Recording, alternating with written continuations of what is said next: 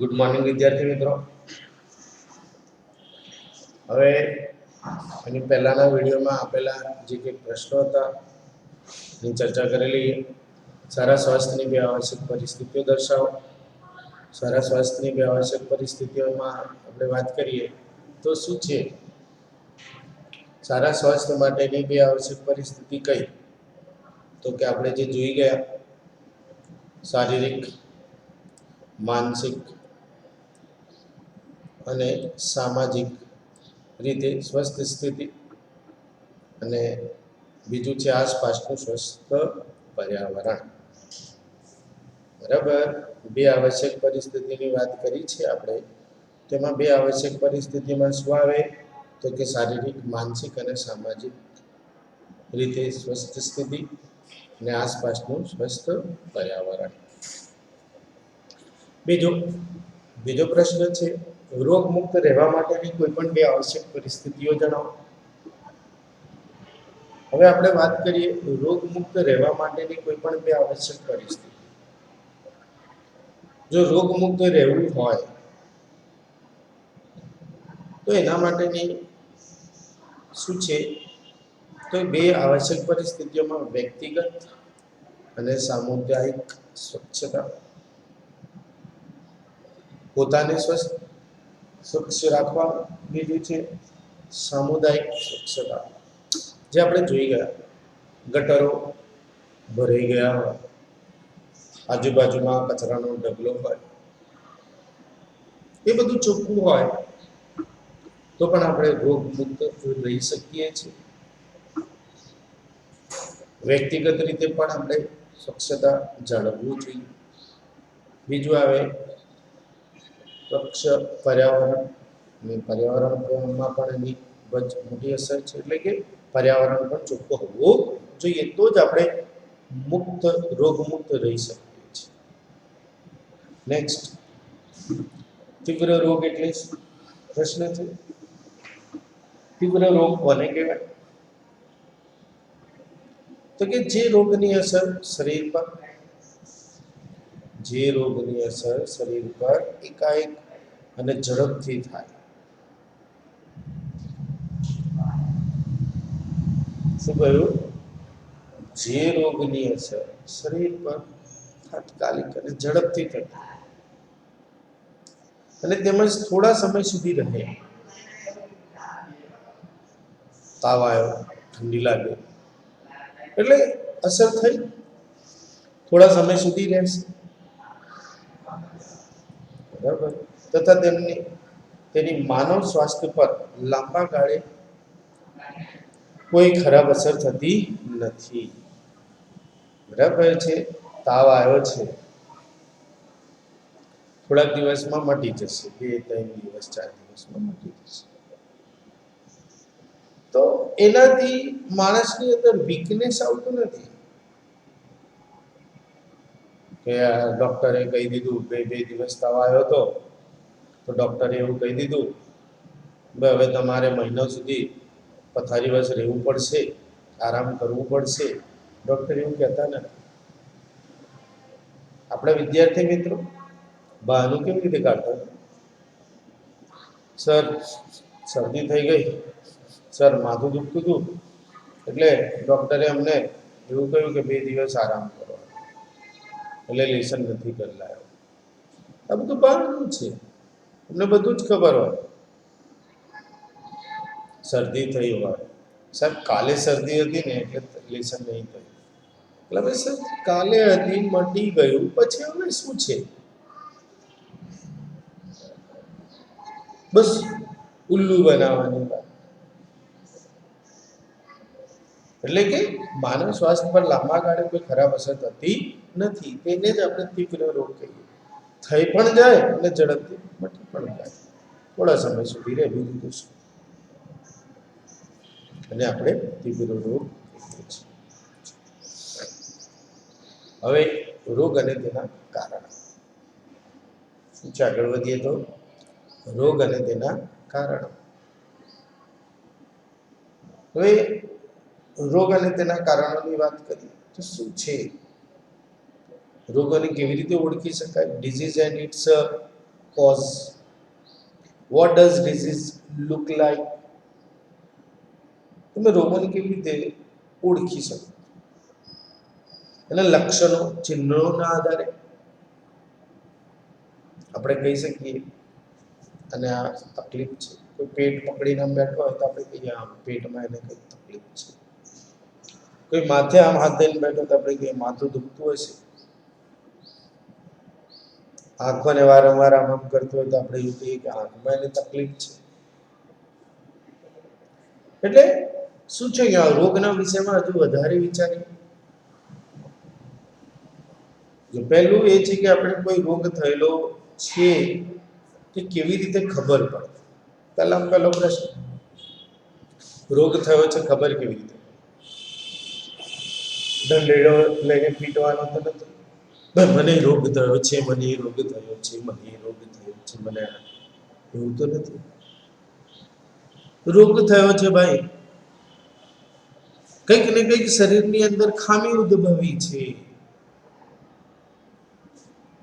કયા પ્રકારની ખામી છે એ લક્ષણોને આધારે આપણે કહી શકતા હોઈએ છીએ. પેટમાં દુખે છે, પેટ પકડીને બેઠો છે, છાતીમાં દુખે છે, અલગ અલગ છે.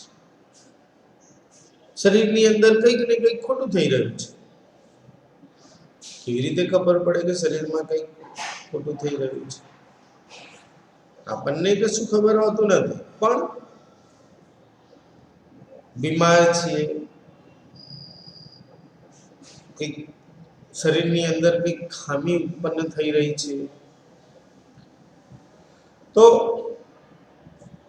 શરીર, આપણે આગળના ચેપ્ટરમાં જોઈ ગયા છે, આપણા શરીરમાં અનેક પેશી હોય છે. શરીરમાં શું હોય તો અનેક પેશી હોય છે. તે પેશીઓમાં આપણા શરીરના ક્રિયાત્મક અંગો અથવા તો અંગતંત્રોનું નિર્માણ કરે છે. શરીરના ક્રિયાત્મક અંગો અથવા તો અંગતંત્રોનું શું કરે? નિર્માણ કરે છે. કોણ? પેશી. શું કરે? પેશીઓ આપણા શરીરના ક્રિયાત્મક અંગો અથવા તો અંગતંત્રોનું નિર્માણ કરે છે. શરીરના વિભિન્ન કાર્યો કરે છે. શું કરે? બીજું, શરીરના જુદા જુદા કાર્યો કરે છે. ખ્યાલ આવે? પેશીઓ શરીરના ક્રિયાત્મક અંગો અથવા તો અંગતંત્રોનું નિર્માણ કરે છે. અંગતંત્રો એ શું કાર્ય કરે? તો કે વિભિન્ન પ્રકારના કાર્ય કરે. શરીરના જે અલગ અલગ કાર્યો છે એ કરે. પ્રત્યેક અંગતંત્રમાં વિશિષ્ટ અંગ હોય છે. પ્રત્યેક અંગતંત્રમાં શું હોય? વિશિષ્ટ અંગ હોય છે, જેનું કાર્ય પણ વિશિષ્ટ હોય છે. વિશિષ્ટ અંગ હોય તો કાર્ય પણ એના વિશિષ્ટ હોય, અલગ અલગ પ્રકારના કાર્યો કરતા હોય. જેમ કે પાચન તંત્રમાં જઠર અને આંતરડું હોય છે. પાચન તંત્રની અંદર શું હોય? તો કે જઠર અને આંતરડું. શું હોય પાચન તંત્રમાં? તો કે જઠર અને આંતરડું. જે શું કામ કરે? આપણા દ્વારા લેવાયેલા ખોરાકને પચાવે છે. આપણા દ્વારા લેવાયેલા ખોરાકનું પાચન કરે છે, પચાવે છે. તો કે પાચન તંત્રમાં જઠર અને આંતરડું છે, જે આપણા દ્વારા લીધેલ ખોરાકને પાચન કરે છે. સ્નાયુ અને અસ્થિઓથી બનેલા સ્નાયુ કંકાલ, સ્નાયુ અને અસ્થિઓ હાડકાથી બનેલા એ શું છે? તો કે સ્નાયુ કંકાલ. સ્નાયુ કંકાલ શું કરે? તો કે આપણા શરીરને સંભાળે છે. શું કરે છે? આપણા શરીરને સંભાળી રાખે છે અને શરીરના હલનચલન માટે મદદરૂપ થાય છે. શેના માટે? શરીરના હલનચલન માટે મદદરૂપ થાય છે.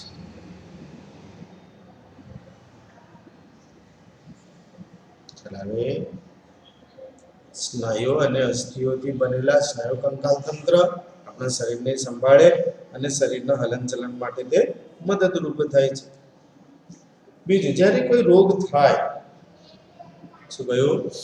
જ્યારે કોઈ રોગ થાય ત્યારે શરીરના એક અથવા અનેક અંગો તેમજ તંત્રોમાં ક્રિયા અથવા સંરચનામાં ખરાબી કે વિક્ષેપની સ્થિતિ જણાય છે. શું કહ્યું? જ્યારે આપણને કોઈ રોગ થયો હોય, શરીરના એક અથવા અનેક અંગો તેમજ તંત્રોમાં ક્રિયા અથવા સંરચનામાં ખરાબી કે વિક્ષેપની સ્થિતિ જણાય છે ને. જે આપણા અંગો છે, તંત્રો છે, ક્રિયાઓ અથવા તો એ સંરચનામાં ખરાબી કે વિક્ષેપ થાય, વિક્ષેપ ઉત્પન્ન થાય, બોલી ના શકીએ તો પણ કંઈક ને કંઈક તકલીફ છે એવું કહેવાય. લખી ના શકીએ તો પણ કંઈક ને કંઈક વિક્ષેપ છે એવું કહી શકાય.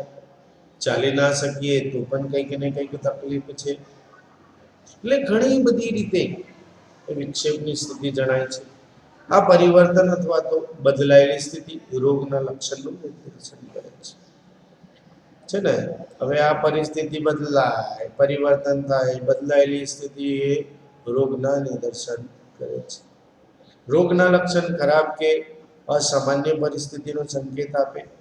રોગના જે લક્ષણો છે ખરાબ અસામાન્ય પરિસ્થિતિનો સંકેત આપે છે. જો માથાનો દુખાવો, શું છે અહીંયા? માથાનો દુખાવો, ઉધરસ, ઝાડા થઈ જવા કે કોઈ ઘામાંથી પરુ બહાર આવવું, આ બધા લક્ષણો છે. માથાનો દુખાવો, ઉધરસ, ઝાડા થઈ જવા કે કોઈ ઘામાંથી પરુ બહાર નીકળવું, આ બધા લક્ષણો છે. આ લક્ષણોથી કોઈને કોઈ રોગનું નિદાન થાય છે. શું આ જે લક્ષણો દેખાય તો કોઈક ને કોઈક રોગ થયો છે એવું કહેવાય, પરંતુ એનાથી ખબર પડતી નથી કે રોગ કયો થયો છે. શું કહ્યું? આ લક્ષણોથી આપણને ખબર નથી પડતી કે કયો રોગ થયો છે. માથાના દુખાવાનું કારણ પરીક્ષાનો ભય અથવા તો મગજનો તાવ હોઈ શકે. માથું દુખે, પરીક્ષાનો ભય હોય, લિસન ના કરવાનો, મમ્મી માથું દુખે છે. મગજનો તાવ, મેનેન્જાઇટિસ જેને કહેવાય, આવવાનું અથવા બીજી અનેક બીમારીઓમાંથી પણ કોઈ હોઈ શકે છે. જરૂરી નથી કે બધા જ જૂઠું જ બોલતા હોય, કોઈકને ખરેખર દુખતું હોય. રોગના ચિહ્ન એ છે કે જેનું ચિકિત્સક લક્ષણો, ફિઝિશિયન શું કરે? ચિકિત્સક લક્ષણો અથવા તો ચિહ્નોને આધારે રોગનું નિદાન કરે છે. લક્ષણ અથવા તો ચિહ્ન કોઈ વિશેષ રોગના અનુસંધાનને સુનિશ્ચિત સંકેત આપે છે. બરાબર? શું કરે? કે કોઈ વિશેષ પ્રકારનો રોગ થયો હોય એને અનુસંધાને સુનિશ્ચિત સંકેત આપે છે કે ભાઈ કંઈક ને કંઈક જે લક્ષણ છે, જે ચિહ્ન છે, ભાઈ આ લક્ષણ મને એવું લાગે છે કે આગળ બરાબર છે તમારી કિડનીને ઉપર અસર કરશે, તમારા હાર્ટની અંદર બ્લોકેજ છે. આ તે ઘણા બધા રીઝન, ઘણા બધા એ લક્ષણોને આધારે કહી દેતા હોય ડોક્ટરો કે ભાઈ આનો સંકેત છે, ભાઈ ચેતી જજો. જો તમે તળેલું બહારનું બધી વસ્તુઓ ખાતા હોય તો થોડું એને ઓછું કરી દેજો. ઓકે ડોક્ટર સાહેબ. ચિકિત્સક રોગના સાચા કારણને જાણવા માટે ચિકિત્સકો શું કરે? એને કે ભગવાનનો રોગ જાણવા માટે લેબોરેટરીમાં લૂંટવા બેઠા છે. લેબોરેટરીમાં હવે અત્યારે બરાબર છે, કંઈક પણ એ નાના મોટા બીમારી થઈ હોય, શું કે ડાયરેક્ટ આ ટેસ્ટ રિપોર્ટ લેતા હો, પછી આગળ આપણે દવા આપીએ. બરાબર? સાચા કારણને જાણવું હોય તો લેબોરેટરીમાં કેટલાક પરીક્ષણો પણ કરાવે છે. પરીક્ષણ કરાવે છે. ભાઈ આ રિપોર્ટ લઈ આવો. લેબોરેટરીમાં આપણું લોહી, બ્લડનું સેમ્પલ, પેશાબના સેમ્પલ, ટૂલ્સના સેમ્પલ વગેરે મોકલી એને પરીક્ષણ કરતા હોય. બીજું, તીવ્ર અને હઠીલા રોગ, એક્યુટ અને ક્રોનિક ડિઝીઝ શું છે? તો કે રોગની અભિવ્યક્તિ થઈ શકે. રોગોની શું થયું અહીંયા અભિવ્યક્તિ વિભિન્ન હોઈ શકે, અલગ અલગ હોઈ શકે અને સંખ્યાબંધ કે ઘણા કારકો પર નિર્ભર હોય છે. સંખ્યાબંધ કે ઘણા કારકો પર પણ નિર્ભર હોય. તેમાંથી સૌથી વધારે સ્પષ્ટ કારક કે જેના દ્વારા રોગની તપાસ કે નિદાન થાય શું છે? અહીંયા આગળ કહી શકીએ કે જેના દ્વારા હવે રોગની તપાસ કે નિદાન થાય છે તે સમયગાળો, કેટલાક રોગોનો સમયગાળો ટૂંકો હોય. સમયગાળો કેટલાકનો શું હોય? ટૂંકો હોય છે, જેને તીવ્ર કે હઠીલા રોગ કહેવાય. જેને શું કહેવાય? તીવ્ર કે હઠીલા રોગ કહીએ. આપણે બધાએ અનુભવ્યું છે કે શરદી, ઉધરસ ખૂબ જ ઓછા સમયગાળા સુધી રહે છે. અન્ય રોગો એવો છે કે જેઓ લાંબા સમય સુધી અથવા જીવન પર્યંત રહે. એવા રોગોને આપણે હઠીલા રોગ કહીએ છીએ. હવે એનું એક ઉદાહરણ એલિફેન્ટાઇસિસ અથવા તો હાથી પગાનો રોગ છે. શું? એલિફેન્ટાઇસિસ અથવા તો હાથી પગાનો રોગ. આ રોગ ભારતના કેટલાક પ્રદેશમાં ખૂબ જ સામાન્ય છે. બરાબર છે. હવે આગળ તો શું છે? અહીંયા આગળ આના આધારે વર્કશીટ આપેલું છે. હઠીલા રોગ એટલે શું? રોગના કારણો જણાવો. સ્વાસ્થ્ય શબ્દનો અર્થ શું થાય? રોગ શબ્દનો સામાન્ય અર્થ શું થાય? રુધિરના ઊંચા દબાણના 2 કારણો જણાવો. તો વર્કશીટ વિદ્યાર્થી મિત્રો નેક્સ્ટ વિડીયોની અંદર આપણે ફરી મળીશું. ત્યાં સુધી હવે nice day and good bye વિદ્યાર્થી મિત્રો.